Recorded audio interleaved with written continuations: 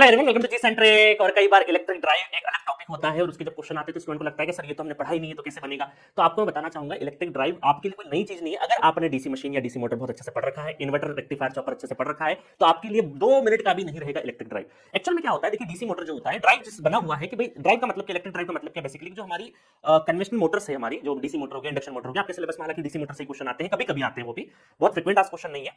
तो जो मोटर्स होते हैं उसके अगर हम लोग कंट्रोलिंग स्पीड कंट्रोलिंग टेक्निक अगर लगा दें, जो पावर इलेक्ट्रॉनिक्स का तड़का अगर लगा दे हमारे इलेक्ट्रिकल मशीन पे, तो उसको हम क्या बोलते हैं, इलेक्ट्रिक ड्राइव बोलते हैं बेसिकली। तो कंट्रोलिंग स्पीड कंट्रोल से रिलेटेड सारी चीजें हैं। तो ब्रीफली मैं आपको इतना बताना चाहूंगा कि मान लेते हैं डीसी मोटर है थोड़ी देर के लिए, हमारा डीसी मोटर जिसमें ब्रेक ईएमएफ रहता है ना, ईबी आरए, और ये हमारी सप्लाई होती है। तो सप्लाई कौन सी होती है, हम डायरेक्टली सप्लाई देते हैं डीसी, है ना। सप्लाई ये वोल्टेज हमारा लाइन वोल्टेज, लाइन ये करंट हमारा आर्मेचर करंट मान लो, सेपरेटली एक्साइटेड है शंट तो डायरेक्टली थोड़ी देर के लिए सेपरेटली मान लो, है ना। तो ये आर्मेचर करंट और शंट होगा तो लाइन करंट होगा, क्लियर है। अब देखो ये जो डीसी नेचर होता है, ये जो डीसी नेचर होता है, ये जो है नॉर्मल इलेक्ट्रिकल मशीन की बात करें तो एक फिक्स्ड सप्लाई होता है। बट अगर मैं इसको पावर इलेक्ट्रॉनिक्स से जोड़ दूं, पावर इलेक्ट्रॉनिक्स से जोड़ दूं, कन्वर्टर से जोड़ देता हूं, लेट अस सपोज क्या जोड़ देता हूं, रेक्टिफायर से।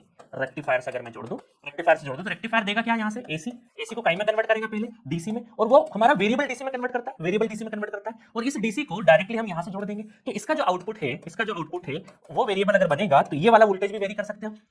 तो ये वोल्टेज वेरी किया तो यहां पर जो स्पीड है उसमें भी वेरिएशन आ सकता है। तो अल्टीमेटली रेक्टिफायर लगा के हम क्या कर रहे हैं, इसका आउटपुट वोल्टेज अगर वेरी कर रहे हैं, हमारा वेरिएबल एसी मिल रहा है, सॉरी वेरिएबल डीसी मिल रहा है रेक्टिफायर के केस में, तो वेरिएबल डीसी को हम डायरेक्टली अगर हम हमारे डीसी मोटर से जोड़ देंगे तो वहां पर हमारे स्पीड में भी वेरिएशन आ सकता है। तो इस कंप्लीट पैकेज को हम क्या बोलते हैं, इलेक्ट्रिक ड्राइव बोलते हैं। अब देखो क्या होता है भाई, रेक्टिफायर आपने अलग से पढ़ रखा है बढ़िया से, क्या आउटपुट वोल्टेज अलग अलग केसेस में क्या क्या होता है। एक्चुअल में ये आरई लोड है बेसिकली, डीसी मोटर क्या है, एक आरई लोड है। कौन सा लोड है, एक रेजिस्टेंस और एक बैक ईएमएफ, आरई लोड है। तो अल्टीमेटली रेक्टिफायर से एक आरई लोड लगा हुआ है, तो रेक्टिफायर का जो आउटपुट है वो डीसी मोटर के लिए इनपुट का काम कर रहा है, दैट्स इट, इतना ही काम है। कभी कभी देखो रीजनरेटिव ब्रेकिंग या प्लगिंग ब्रेकिंग वगैरह के बारे में पूछते हैं, तो मैंने आपको बता रखा कि ब्रेकिंग के टाइम पर, मतलब ब्रेकिंग के टाइम पे क्या होता है भाई, जो मोटरिंग मोड क्या होगा, मोटरिंग मोड होगा सप्लाई से इधर जाए और पावर अगर रिवर्स में चले जाएगा, पावर लाइन कम्यूटेटिंग इन्वर्टर बन जाए, मतलब सेम रेक्टिफायर क्या बन जाएगा, लाइन कम्यूटेटिंग इन्वर्टर बन जाता है। तो अल्फा ग्रेटर देन 90 डिग्री अगर कर दे तो लाइन कम्यूटेटिंग इन्वर्टर बन जाता है। इस केस में हम याद है आपको क्या करते थे, इस केस में सिंपल हम क्या करते थे, जो हमारा V not equal to EB होता था तो ई के आगे हम सिर्फ माइनस लगा देते थे, अगर आपको इस कंडीशन में ब्रेकिंग कंडीशन मिलती है, और इसी को हम ब्रेकिंग बोलते हैं। तो ब्रेकिंग में एक चीज का ध्यान रखना है आपको कि ई के आगे हमें माइनस लगा देना है। और मोटरिंग मोड में है ना, ये ब्रेकिंग मोड में, जनरेटिंग मोड या फिर ब्रेकिंग मोड की बात है।